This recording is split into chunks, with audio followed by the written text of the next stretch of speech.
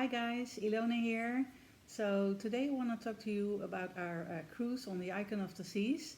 Um, as you can see on my channel, we just made a cruise on the Icon of the Seas, and I made a video about that. But now I want to talk to you about our honest opinion about the Icon of the Seas and what we love and we didn't love on that ship. So let's get into it. But first, we started off at Miami, and we were in the Hyatt Centric Brickell Hotel for 2 nights before the cruise. So normally we stay about one night before the cruise, but this time we stayed 2 nights, and we just did a little bit of shopping, and because we arrived late in the afternoon, and otherwise we had to go on the ship the next day, and you only have just a few hours to do something in Miami. So that's why we stayed this time. We stayed 2 nights, and so the first night when we arrived, we did a little bit of walking, and we walked to the bayside. It was about a 20-minute walk, and there we had some dinner at Baba Gums.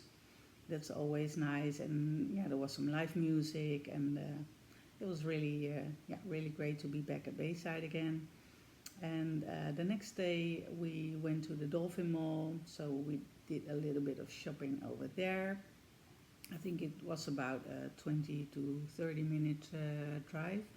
And this time we used an Uber. We never done this before, but it really worked great.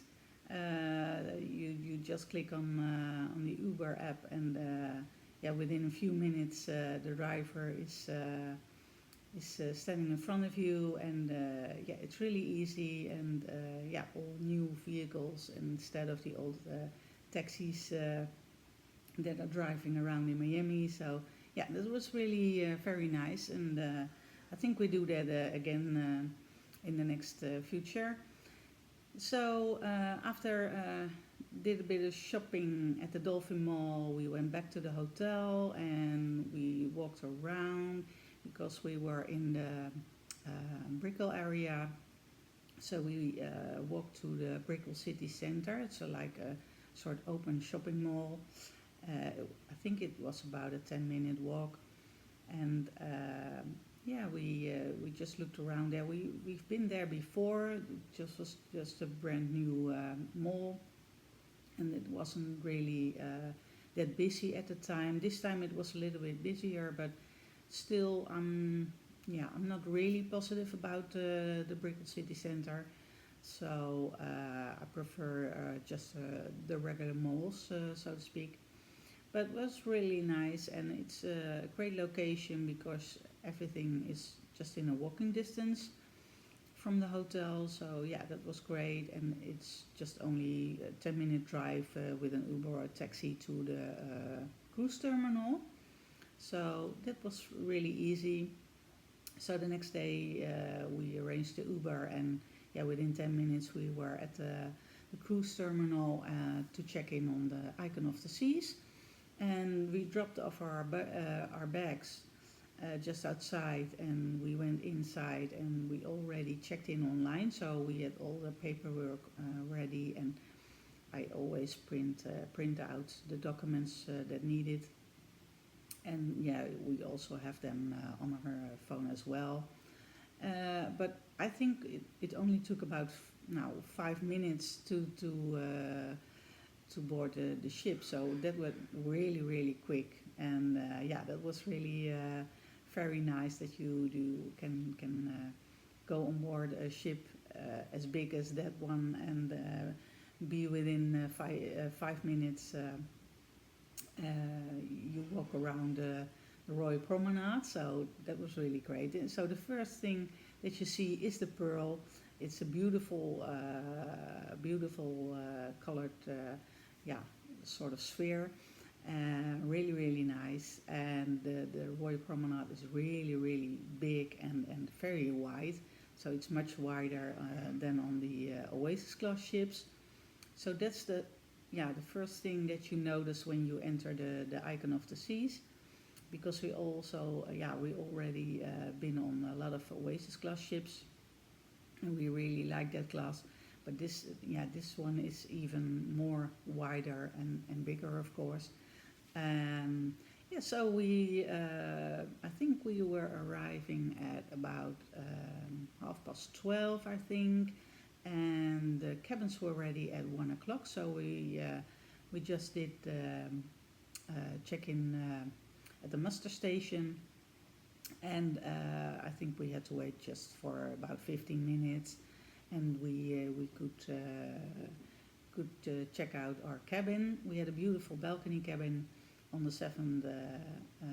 deck 7, and we just went in and looked around, and then of course the first thing that we always do is go to the Windjammer, like a lot of people do.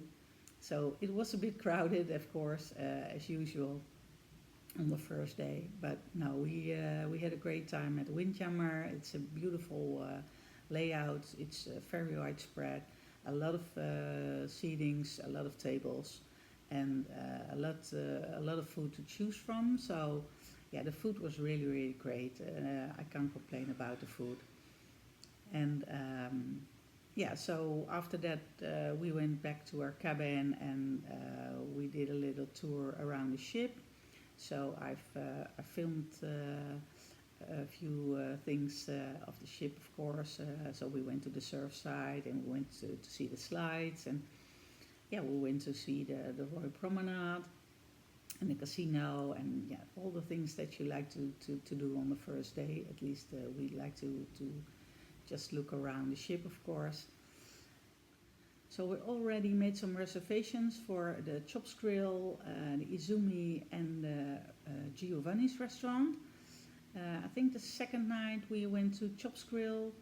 It's a beautiful place in Central Park. Central Park is also very beautiful, even bigger than on the Oasis class. And the food was really great. The service was really great, and we had a great dinner at the Chops Grill. And the Izumi, I must say, it's a little bit smaller than I think on the Oasis class ships. There are also some teppanyaki going on, but it's a lot of noise and a lot of laughter and screaming and a lot of noise. So, and it's really close to the regular tables, so to speak. So, but overall the food is really, really great as usual, and we really love that one as well. And the last one was the Giovanni's restaurant. We had been there before, I think also on a few of the Oasis class ships, but this time the location is a little less well spread, or how do you say it? It's a little bit on the wrong location. It's very open. It's not really like an Italian restaurant should be, in my opinion. And the food wasn't all that great.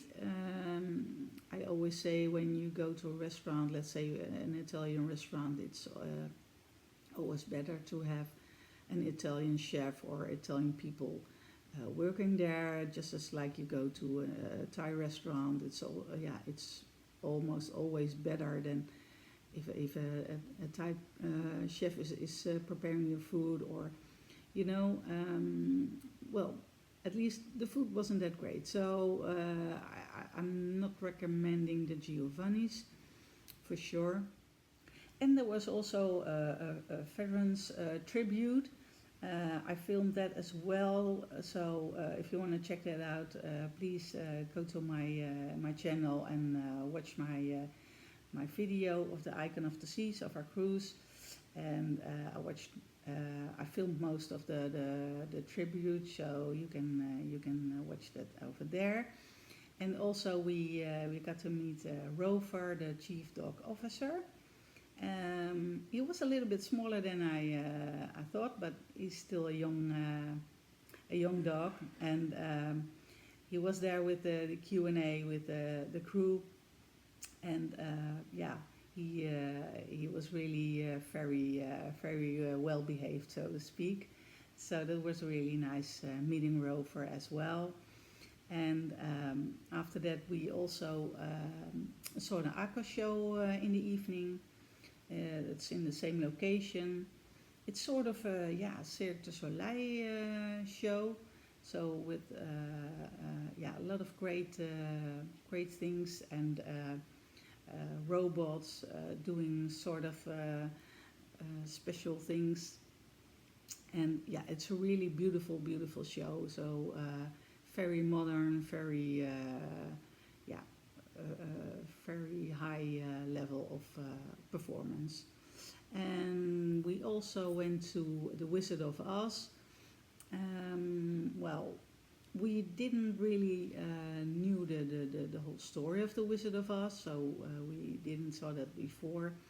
Um, it was a little bit loud for us, a little bit loud, and I think it's more of for children, but I'm not sure, but that was my opinion. So we really didn't like the whole show. I mean, the voices are great, the performances are great, and the lights and everything is great, but the whole story isn't that great, I think. But overall, very nice. But I don't think I want to see that one again. And we also went, of course, to the ice show. Well, I don't know what to say about that, but that was an amazing show. I think the best one I've seen on all my cruises, and the performers are so great, and the whole music and the lights. It's it's from a whole another level. So I really recommend seeing the ice show when you're on the Icon of the Seas for sure. And also the aqua show is really a must see. So our first port of call was Roatan, Honduras. And we were greeted with local folks with big flags and music and dancing. So that was really nice. And we were just on the right side of the ship, so we could see the whole thing. And we were just on a balcony watching all that. And yeah, it was really great that they greeted us on the way. So yeah, we went just off the ship for a little while just to walk around the port, because we didn't have any excursions booked for that one. And we did a little walk around the port. It was really beautiful and well maintained. So, but I think we're just there for maybe half an hour or an hour, and then went back to the ship. And the next port of call was Costa Maya, Mexico, and also did a walk around the port as well. It's also a very nice port, a little bit bigger than Roatan, I believe. So we also went to Cozumel, Mexico. We booked an excursion with Royal Caribbean, the Maya ruins, and the chocolate tasting excursion. So first we went to the ruins, and it was just a small place. Wasn't very much to see, I must say. But after that we went to a small bee farm. There were some special bees with just producing a tiny bit of honey. So it was very expensive honey. That's the only thing I remember. So we were there, I think, only for 10 minutes. And then we left to the chocolate tasting. It was the Maya Cacao Company. And we got a little tour there. And there were some people who made some small souvenirs. So overall, it wasn't all great excursion, but we had a little bit of fun, and we saw some things that we didn't see before. So it was nice to spend the afternoon there. Okay, so our last stop was at Perfect Day at Coco Cay, the private island of the Royal Caribbean. And I've been there now, I think this was the fourth time, and I think the third time that we didn't have that great weather. We had thunderstorms, we had rain in the morning. So when we arrived at Coco Cay, we just stayed on the ship for a while. I did a little bit of filming, and then I think in the afternoon we went for a walk on Coco Cay. It was dry again, it wasn't raining anymore. But yeah, that was, I think, the first time that we went to Coco Cay. We had great beach weather, but the other times it's always raining or cloudy or yeah. So we didn't have that much luck at a Perfect Day Coco Cay, but it's still a beautiful island, and it's very nice to walk around or have lunch there. So we grabbed some lunch there, and we did a walk around, and then we went back to the ship. And so we had 2 sea days as well. And then yeah, we did a little bit of relaxing. Went to the casino, and we went to the Starbucks, and yeah, have some dinner. So all in all, we had a great time. So I think our opinion about the Icon of the Seas is that it's a beautiful, beautiful ship. It's a little bit wider than the Oasis class.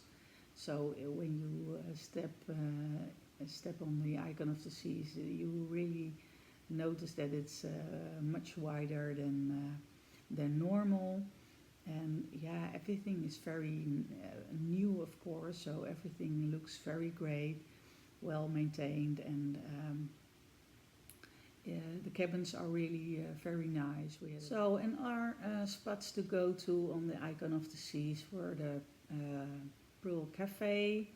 So there you can grab some coffee or tea and some snacks. And it's a really beautiful place with a lot of big windows and a lot of seating. So that's a really nice place just to relax. And it's the same for the Park Cafe. We went there for breakfast a few times. It's really quiet, and yeah, not a lot of nice options. You can create your own bagels and a lot of snacks and omelets and everything that you need for just a little bit of healthier breakfast options, and yeah, a quiet place to sit down. So that was a really nice place as well. And in the evenings we like to go to Boleros because there was a lot of live music, Latin music, and some people were dancing, and you can just have a drink and sit and relax and listen to the music. So yeah, it was really nice after dinner or before dinner to have a drink over there and yeah, listen to the music. So overall, we had a great time, and we really love the ship. It's a beautiful ship. I think the surf side, the whole area for children looks great. I think the only thing is that yeah, it's maybe for children. I think till around they're 7 or 8 or 9, and then afterwards I think. They like the slides better, the bigger slides. So then, yeah, it's not a real deck for a lot of people. So I think it's only more for the smaller children. So that's a bit limited yeah, for the whole deck to just have that for that category, so to speak. And the adult option, yeah, it was very crowded. I've heard other people say the same thing, that the adult, the hideaway place for the adults is a little bit small. And so when you have a sea day, it's quite crowded, and it's a little bit difficult to find a seat over there. So we just went there when we were at port, and we didn't go off the ship or just have a look around the port, but a lot of people have excursions booked or something like that. So then it was a great time to visit the hideaway, so to speak. So our honest opinion is that it's a great ship. The food is great. There are a lot of options to choose from. We don't go to the dining room, so we can't really speak about the food at the dining room, because we like to eat at the Windjammers or a specialty dining restaurant, because we're just with the two of us. And I think when you have a bigger group, then it's better to go to the dining room, or nicer option to go to the dining room. So, but I can't speak for that. But the food is great overall where we went. And what also stood out on the Icon of the Seas are, of course, all the colors. The color scheme is great on that ship. Beautiful colors. And the other thing is the elevators. They are working very well. So when you press the deck that you want to go on, it says you have to go to elevator A, B, or C. And so the wait time is really way less than the normal or the regular elevator. So they're working really, really great. It's really more advanced than ever before. The other fun thing is that you can, if you have the Royal app on your iPhone, you can change your lights or change your temperature in your cabin with the app. So that's really a cool feature as well. And we had some great experience with the guest service also, because we were supposed to leave the ship as early as 5:45 in the morning in Miami, and we weren't happy with that, because it was way too early for us, and then we had to get our bags off the ship ourselves. So I just made a chat with the guest service, and they changed it in an instant, and they asked us, okay, what time do you want to leave the ship then? So we said, well, around 8 would be great. And they changed it immediately, and they said, okay, do you want your cruise labels in your cabin? I will make sure that you get them as soon as possible, and then you can leave the ship at 8 instead of 6:15 in the morning. So that was really a great experience. The chat worked very well, and it was I think it was done in just less than 5 minutes. So really, really great. And after the cruise, I did an interview with Mike and Rachel from Cruise Ship Explorers. We had a really great time, really fun guy, and Rachel also very, very nice to me. So it's all about cruising, of course, and about the Icon of the Seas. So stay tuned for that. It's coming up online very soon. So stay tuned for that, of course. You don't want to miss the interview. So I can't say I have really bad things to say about the Icon of the Seas, because the crew was amazing, the food was amazing, and you have to see the shows. The shows are really incredible. It's a whole nother level than what we've seen before. And overall, the only thing that was a little bit of a bummer was Giovanni's restaurant.